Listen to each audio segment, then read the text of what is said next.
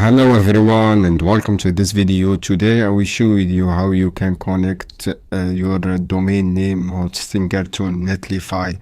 So guys, basically we discuss how to do this. For example, I have some domains on as you can see on the screen. What you have to do, guys, just copy this any domain you want to connect on Netlify. After that, go to Netlify, guys. For example, this domain and wait, guys. For example, this domain, I have this domain. You want to connect, what is copy this domain and go to domain here. After that, click add or register domain from here and click add. If you want to buy, click buy new domain. If you want to add already domain, just click this one.